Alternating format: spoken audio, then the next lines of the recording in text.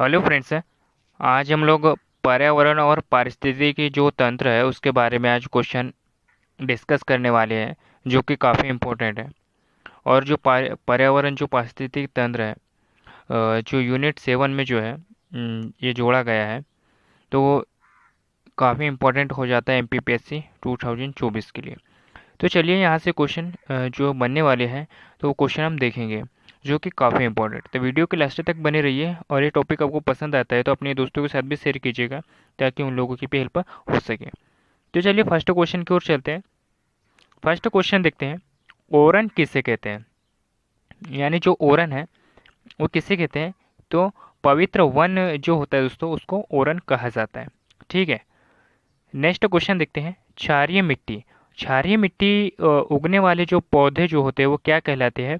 मतलब जो क्षारीय मिट्टी जो होती है दोस्तों, उसमें जो उगने वाले जो पौधे होते हैं उसको क्या कहा जाता है? तो उसको हम हेलोफाइट कहते हैं दोस्तों। क्या कहते हैं? हेलोफाइट कहा जाता है। तो हमारा राइट आंसर जो हो जाएगा वो हेलोफाइट हो जाएगा। नेक्स्ट क्वेश्चन देखते हैं, विश्व जैव विविधता संरक्षण जो है वो कौन से संबंधित है? यानी जो विश्व जैव विविधता जो संरक्षण है वो कौन से संबंधित है दोस्तों? तो नगोया प्रोटोकॉल जो होता है दोस्तों उससे संबंधित है, जो कि इम्पोर्टेंट है। मैं जितने भी इन्वायरमेंट है यानी इकोलॉजी और इन्वायरमेंट से आपको जितने भी क्वेश्चन करवा रहा हूँ, एमसीक्यूज करवा रहा हूँ, सारे के सारे जो है वो इम्पोर्टेंट है। तो जो विश्व जैव विविधता संरक्षण जो है वो किससे संबंधित दोस्तों? तो नगोया प्रोटोकॉल से संबंधित है। तो हमारा जो राइट आंसर हो जाएगा वो नगोया प्रोटोकॉल हो जाएगा। नेक्स्ट क्वेश्चन देखते हैं, जैव विविधता संरक्षण के लिए जो संयुक्त राष्ट्र संघ ने कितने प्रतिशत भूमि का जो है वो लक्ष्य रखा है दोस्तों? तो 17% जो भूमि का जो है वो लक्ष्य रखा है जैव विविधता के लिए। किसने रखा है? तो यूएन यानी यूनाइटेड स्टेट ने रखा है, संयुक्त राष्ट्र संघ ने रखा है दोस्तों, याद रखिएगा। किसने रखा हुआ है दोस्तों? तो यूएनओ ने रखा है, याद रखिएगा आप लोग। ठीक है। भारत की संकटग्रस्त जो पादप जाति है वो कौन सी सम्मिलित है दोस्तों? यानी जो भारत की जो संकटग्रस्त पादप जाति है वो उनमें कौन सी सम्मिलित है? चंदन। नेक्स्ट क्वेश्चन देखते हैं, भारत यानी जो पश्चिमी घाट के जो सघन सदाबहार वनों को जो है वो क्या कहा जाता है? यानी जो भारत में जो पश्चिमी घाट है दोस्तों, इसके सघन जो सदाबहार वनों में जो है वो क्या कहते हैं? इसे कुछ 16 कहा जाता है, याद रखिएगा। नेक्स्ट क्वेश्चन देखते हैं, भारत में वनस्पति एवं जंतुओं की जो सर्वाधिक जो विविधता है वो कहाँ पाई जाती है? यानी जो भारत में जो वनस्पति एवं जंतुओं की जो सर्वाधिक विविधता है जो दोस्तों, कहाँ पाई जाती है? तो पश्चिमी घाट में पाई जाती है। तो याद रखिएगा। और हम अगर बात करें दोस्तों, जो पश्चिमी घाट जो वेस्टर्न घाट है, जो काफ़ी इम्पोर्टेंट है। ठीक है। तो ये जो हमारा भारत है दोस्तों, ये पूर्वी घाट हो जाता है हमारा, और ये पश्चिमी घाट हो जाता है। यानी ये ये हमारा ईस्ट हो जाता है दोस्तों, ईस्ट, और ये हमारा वेस्ट हो जाता है। तो याद रखिएगा। नेक्स्ट क्वेश्चन देखते हैं, जल प्रदूषण जो है वो किससे उत्पन्न होता है? यानी जो जल प्रदूषण होता है दोस्तों वो किससे जो है वो उत्पन्न होता है? तो औद्योगिक निकर्षों द्वारा। यानी जो औद्योगिक क्षेत्र जो होते हैं दोस्तों, उससे जो जल प्रदूषण जो होता है वो उत्पन्न होता है। तो याद रखिएगा। नेक्स्ट क्वेश्चन देखते हैं, Kaziranga national park. Kaziranga national park की अगर बात करें दोस्तों, तो ये असम राज्य में स्थित है। कहाँ पर स्थित है दोस्तों? जो कांजीरंगा नेशनल पार्क है वो असम राज्य में स्थित है। नेक्स्ट क्वेश्चन देखते हैं, विश्व जलवायु परिवर्तन के लिए सर्वाधिक उत्तरदायी जो है वो कौन होता है? तो ग्रीन हाउस गैसें में जो वृद्धि होती है दोस्तों, वो विश्व जलवायु परिवर्तन के लिए जो है वो सर्वाधिक उत्तरदायी जो होता है, कौन होती है? ग्रीन हाउस गैसें। नेक्स्ट क्वेश्चन देखते हैं, वायुमंडलीय प्रदूषण गैस जो है वो कौन सी है? यानी जो वायुमंडलीय प्रदूषक जो गैस दोस्तों वो कौन सी है? सल्फर डाइऑक्साइड है। कौन सी होती है? Sulphur dioxide. नाइट्रोजन जो होती है वो हमारे जो वायुमंडल में से वो 78% पाई जाती है। और ऑक्सीजन की बात करें दोस्तों तो 21% पाई जाती है। और जो सल्फर डाइऑक्साइड होती है, यानी जो ये वायुमंडल जो प्रदूषक गैस जो होती है दोस्तों, कौन सी होती है? Sulphur dioxide. ठीक है, नेक्स्ट क्वेश्चन देखते हैं। ग्रीन हाउस गैसों, यानी ग्रीन हाउस गैस की अगर बात करें दोस्तों, तो इनमें जो सर्वाधिक जो योगदान होता है वो किस गैस का होता है? इसमें ग्रीन हाउस गैस में जो सर्वाधिक जो योगदान होता है दोस्तों, किस गैस का होता है? तो कार्बन डाइऑक्साइड का होता है। ठीक है, और ग्रीन हाउस गैसें की अगर बात करें दोस्तों, तो इसमें जो है यह कार्बन डाइऑक्साइड, क्लोरोफ्लोरो CFC होता है दोस्तों, एक CFC होता है, क्लोरोफ्लोरोकार्बन, ये वाली गैस, और मीथेन गैस और नाइट्रस ऑक्साइड, ये जो गैस है दोस्तों, ये सभी ग्रीन हाउस गैसें हैं। ठीक है, याद रखिएगा। नेक्स्ट क्वेश्चन देखते हैं।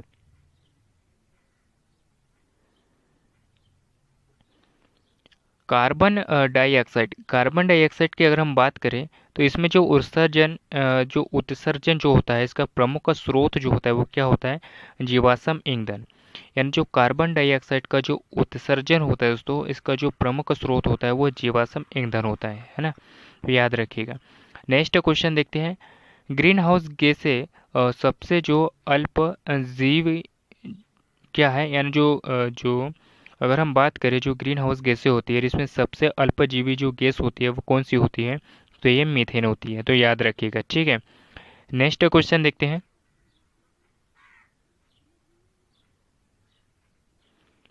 ग्रीन हाउस गैसों ग्रीन हाउस गैसों की अगर बात करें दोस्तों, तो सर्वाधिक जीवन काल किसका होता है ग्रीन हाउस गैसों में? तो नाइट्रस ऑक्साइड का होता है। नेक्स्ट क्वेश्चन देखते हैं। नाइट्रस ऑक्साइड गैस सर्वाधिक उत्सर्जन जो वो किस उद्योग से होता है दोस्तों? तो नायलॉन से जो होता है दोस्तों, याद रखिएगा। जो नाइट्रस ऑक्साइड जो गैस है, इसका जो सर्वाधिक जो उत्सर्जन जो उद्योग से होता है दोस्तों, तो किस उद्योग से होता है? तो नायलॉन। नायलॉन से जो है वो नाइट्रस ऑक्साइड जो है या गैस जो है वो सर्वाधिक जो है वो उत्सर्जित होती है। नेक्स्ट क्वेश्चन देखते हैं। नाइट्रस ऑक्साइड नाइट्रस ऑक्साइड की अगर हम बात करें, तो इसका जो इस गैस का जो प्राकृतिक स्रोत है वो क्या है दोस्तों? तो उष्ण कटिबंधीय मिट्टी।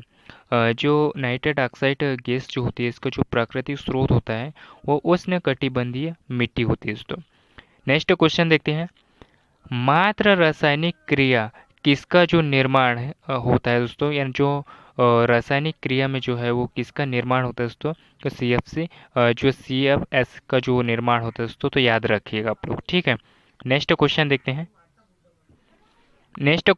हैं। ओजोन परत को हानि पहुंचाने वाले जो घरेलू उपकरण कौन से हैं? यानी जो ओजोन परत होती है दोस्तों, इसको हानि पहुंचाने वाले जो घरेलू उपकरण होते हैं वो कौन से होते हैं? तो एयर कंडीशनर होता है। याद रखिएगा, काफ़ी इंपॉर्टेंट है। नेक्स्ट क्वेश्चन देखते हैं। पृथ्वी पर इस समय उपस्थित जीवों की जो जीवित के लिए जो सबसे बड़ा जो खतरनाक है वो किससे माना गया है दोस्तों?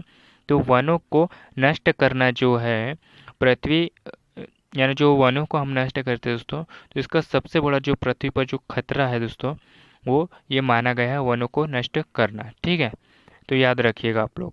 नेक्स्ट क्वेश्चन देखते हैं।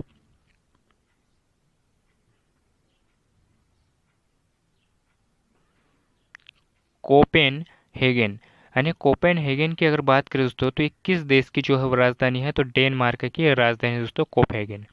नेक्स्ट क्वेश्चन देखते हैं। सूखा सूखा की अगर बात करें, तो सूखा को नियंत्रित करने में जो वन जो होते हैं वो कौन सा वन जो है वो सहायक होता है दोस्तों? तो वनों में जो वर्षा होती है ना, वो बहुत ही ज़्यादा जो होती है वो सहायक होती है सूखा को नियंत्रित करने के लिए। तो याद रखिएगा। ठीक है, यानी बारिश होना जो है वो बहुत ही ज़रूरी है। नेक्स्ट क्वेश्चन देखते हैं।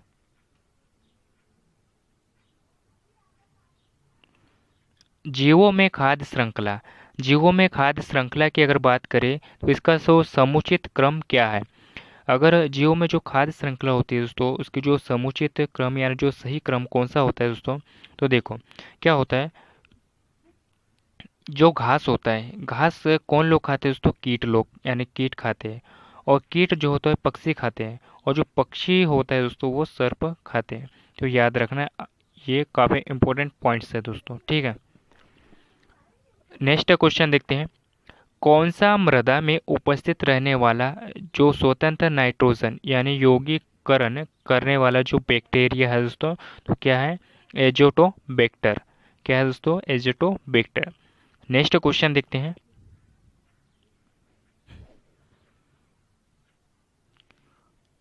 एस्ट्रोसेट।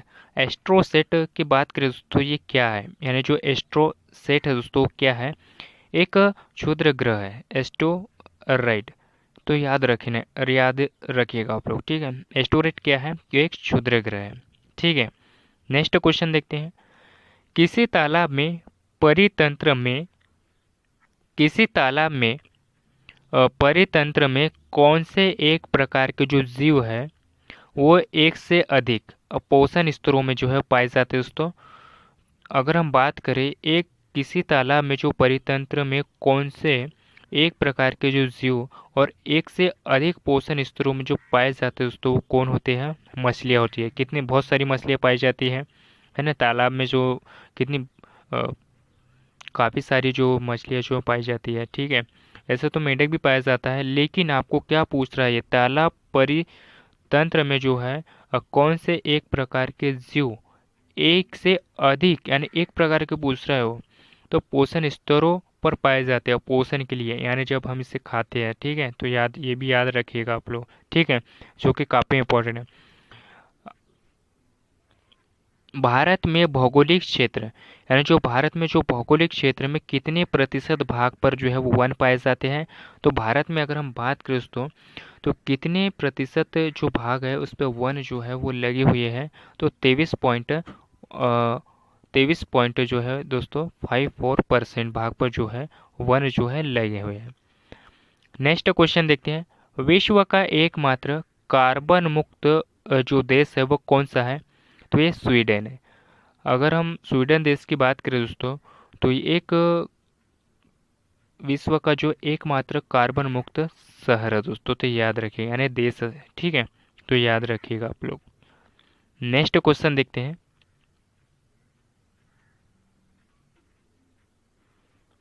GSLV यानी GSLV की अगर बात करें दोस्तों, तो इसका जो शब्द में पूर्ण रूप क्या है? यानी जो GSLV की अगर आप बात करें दोस्तों, इसको उसका पूर्ण रूप क्या है दोस्तों? तो जे सिंक्रोनस सैटेलाइट लॉन्च व्हीकल है दोस्तों, है ना। थोड़ा यहाँ पे गलत लिखा हुआ है तो आप थोड़ा देख लीजिएगा, है ना।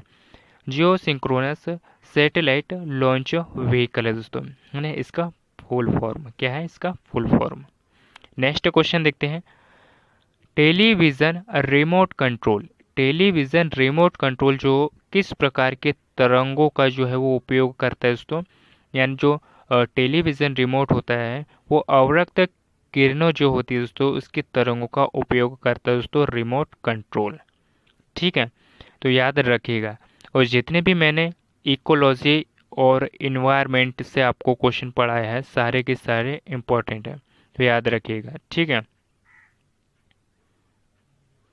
मैंने जितने भी आपको इकोलॉजी और इन्वायरमेंट से रिलेटेड क्वेश्चन पढ़ाए हैं सारे MCQs सारे के सारे इम्पोर्टेंट है।